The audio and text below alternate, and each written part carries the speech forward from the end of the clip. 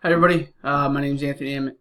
Today I want to talk to you guys about why guns should be legal to purchase still in the United States. So imagine one Sunday afternoon or morning, you're in church, drinking a cup of coffee, you're having a good time with your friends and family, celebrating your religion, whatever that may be. And all of a sudden somebody comes in and starts shooting. You don't know who he is, you don't know where he's from, but there's bullets flying, and there's people running everywhere. That's what happened in Sutherland, Texas, November 5th, 2017. 25 people were shot dead, over 20 were wounded, and the gunman, Kelly, took off. About 45 minutes later, Kelly was shot by an armed civilian who was legally allowed to possess a handgun. He was concealed carrying it, and he shot him to protect the citizens from any further harm. I just want that to sink in for a second. Legally allowed to possess the firearm, shot him dead. So the speech's goal today is to educate you on why guns should be legal in the United States. Not illegal, legal. My goal today is partnered with my research and my education. I can provide some great information on why guns should be legal and factual information. Criminals will do whatever it takes to get a firearm, whether it be to possess for a crime, whether it be to protect themselves from selling drugs. By banning firearms, though, we're not harming the criminals. We're only taking away firearms from legal abiding citizens who go through the proper processes. According to the Washington Post, research shows gun-related crimes are carried out illegally by illegally owned firearms over 80% of the time.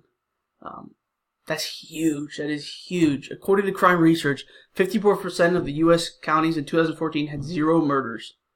2% of the counties had 51% of the murders. 2 counties in this entire country accounted for over 51% of the murders. That tells you it's not a gun problem. It's not even a people problem. It's a gang war. It's a area war. 2 counties are over 50% of the murders. That's huge. This research suggests that the gun-related crime is not done legally, and that gun-related crime, again, as I said, is targeted. Franklin Regional School, Murraysville, Pennsylvania. 24 people were stabbed. Nobody died. However, if it wasn't for the fast emergency response, many would have. If someone wanted to cause havoc, all they have to do is find the right tool, whether it be a firearm, a knife, doesn't matter. If somebody wants to cause havoc, they're going to figure it out. So let's address the alternative. There needs to be more stringent background checks for these type of firearms. There already is stringent background checks. If you have a felony, can't own a firearm, domestic violence, addicted to controlled substance, if you have a warrant out for your arrest, if you have any mental health history, if you have an active PFA, has to be active. If you have an active PFA, you cannot own a firearm legally. So according to CNN, the FBI processed over 25 million background checks in 2017. Since the NICS system has started 20 years ago, the FBI has conducted over 280 million background checks. The FBI has denied about 1.5 million of those. According to the U.S. Constitution, Second Amendment, it reads, "Right of the people to keep and bear arms shall not be infringed." The Constitution is what protects our freedoms and the essential principles our great country was founded on. We would not want to infringe on those rights. Meaning, the Second Amendment is the basis of this country.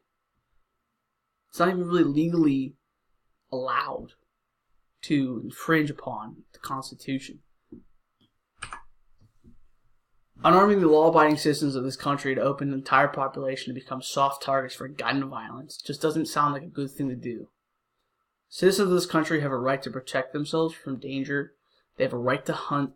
They have a right to shoot for competition. Hopefully some of these key points and key information I've shared with you guys makes sense. Hopefully it persuades you to believe that we do have a great system for background checks. There's nothing more that we can do to protect our citizens other than keeping doing what we're doing